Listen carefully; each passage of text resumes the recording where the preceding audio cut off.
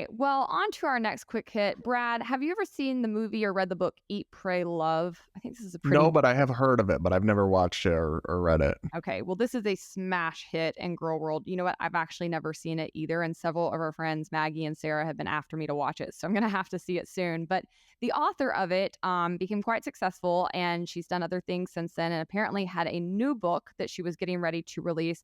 But she has actually canceled her own book after she faced bullying online from people who claim to be Ukrainians who are upset that the book was set in early 1900s in Russia. Let's listen to her clip she put on Twitter explaining her decision.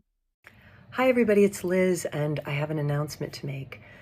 So last week, I announced the upcoming publication of my most recent novel, a book called The Snow Forest, that was set in the middle of Siberia in the middle of the last century and told the story of a group of individuals who made a decision to remove themselves from society, to resist the Soviet government, and to try to defend nature against industrialization. But over the course of this weekend, I have received an enormous, massive outpouring of reactions and responses from my Ukrainian readers, expressing anger, sorrow, disappointment, and pain about the fact that I would choose to release a book into the world right now, any book, no matter what the subject of it is, that is set in Russia. And I want to say that I have heard these messages and read these messages, and I respect them. And as a result, I'm making a course correction, and I'm removing the book from its publication schedule. It is not the time for this book to be published. And I do not want to add any harm to a group of people who have already experienced and who are all continuing to experience grievous and extreme harm. So that is the choice that I have made. And I've got other book projects that I'm working on, and I've made a decision to turn my attention to working on those now. So I just wanted to let everybody know that, and thank you very much. So I guess I'm glad that the Ukrainian people who are suffering bombs, bullets through their houses, deaths of loved ones, at least will not have to suffer the pain and horror of having a new book come out that is set in Russia. What? What on earth? This is just such a weird story. For one, it was probably like 100 people. It was probably just randos on Twitter who claimed to be offended by this. And I have a hard time believing that any of them are actually Ukrainians, because if your country is being invaded and there's human rights abuses going on and war and violence, are you going to be on Twitter pressed about the fact that some book is being published that takes place in 1900s Russia? I mean, to say nothing of the fact that the book, she says, is literally about resisting the Soviets. It's an anti-Russian imperialist book, and they're still mad. But so I have two things.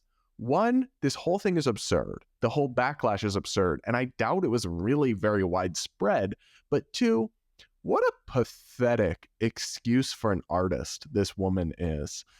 We've seen this a lot lately. Artists self-censoring their work because people get angry or offended, even if it's a tiny, like Taylor Swift did this not too long ago. She censored one of her music videos because people were upset it was fat phobic or something. And it's like 5 people on the internet get mad and you compromise the integrity of your artwork, then clearly you were never that invested. You never truly believed what you were creating in all that much. And it's just a shame. It's a real act of moral cowardice to kowtow to these irrational fringe mobs and compromise the most sacred and sacrosanct aspects of your art and your craft and your creativity at the altar of these woke people that will frankly never, like, you'll never make them happy. It'll never be good enough for them.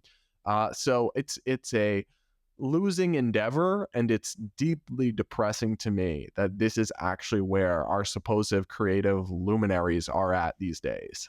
The hard reality is you can never cower enough to satisfy the crazies. If you give these people an inch, they're going to take a mile. The only thing you can do is shut them down and push them back into the seedy corners of the internet that they crawled out of. You're absolutely right that this was not massive backlash. One, just because like who even is paying that close of attention to whatever new book this woman's writing? Like, she's probably got 20,000 fans or so. They're like really interested, if that. I mean, I am with you. I don't really buy that these are actually Ukrainians. I think these are very, very online, bored, empty people with way too much time on their hands. And it reminds me of the Ukrainian mob that came after me when I posted some anti-war content a couple weeks ago, which we actually talked about on the show because it was such a weird, very online, very coordinated sort of response that was just seedy and weird. And anyways, I bet it was these same people if I had to guess. But in the article that I found on this incident, they said over the weekend, over 500 people gave the book 1 star on the book review platform Goodreads. Many of the reviewers said they were Ukrainian and were worried that the book would romanticize Russia at a time when the country is accused of committing war crimes.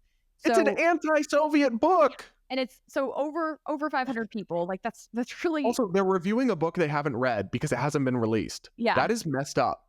Right. And the fact that she bowed to this is just, it makes her as crazy as them, honestly. I mean, the book is set in a different time period. It's anti-Russia. And even if it were not, it is not the case that because Russia is doing things that we don't like right now and are bad, that you can never say anything positive about Russia or Russians anytime in the past. Like, this is just an absurd way of approaching things. These are children. It really does annoy me that an artist would behave in this way and give in. Like, if anything for me, I'd be like, I'm gonna put even more money behind it just to stick it to you guys. But no, she instead like worked for a long time on this book, I can presume, and other people behind the scenes, I bet, put a lot of work into it. And now she's just going to take a financial hit because she's a coward. And people have got to learn, stop bowing to the mob.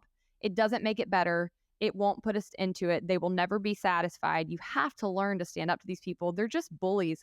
And they're not even good bullies at that. They're bullies who hide behind anonymous profiles. I can't fathom caring what these kinds of people think. If you aren't, on level enough to have an actual name and profile pic attached to your social media, I don't think you're that valuable of a member of society to where I should care about your opinion. I just don't. Come out of your mom's basement and say it to people's face. Like, and if you can't, then please move along and let us like get out and join our lives, because these people will suck every bit of joy out of society if they can. They will continue to ruin art. We've seen this throughout many oppressive regimes in the past. Art's one of the first things to go because it is so expressive, and that's why they hate it, right? They want to be able to control the artist. And once you get to that point in society where you can, it's not a good position to be in. So I think that this is very discouraging because it is part of a larger trend. Taylor Swift, as you mentioned, we covered Beyonce doing something similarly. We've seen a lot of comedics do this. So I really think this is something that we should be kind of wary of and concerned about. It's funny to me because the people doing this think they're like the opposite of Putin, but they're actually kind of behaving a little bit like Putin, right? Like Putin locks up journalists and censors voices and everything. And when you're trying to get books unpublished, you're not the good guy. I don't know how to explain that to you. Like, you're not the champion of liberal democracy you think you are. You're just not. I mean, the whole thing is demented. These people need to touch grass, and artists need to grow a spine. I think wokeness is increasingly a virus that like corrodes your vertebrae. It like makes them, it turns the vertebrae, the bones in your back, into mush. And that's what we're witnessing with people like this woman. And I think it is going to, I hope it burns itself out, but for right now, it just seems like it's getting worse and worse. Yeah, it really truly does. And I think you're right. The book burners throughout history, can't really think of a time they've been on the right side of it. You're probably never on the side of freedom and expression and actual goodwill if you're taking to that extreme. And this is kind of just another form of book burning, right, through the internet.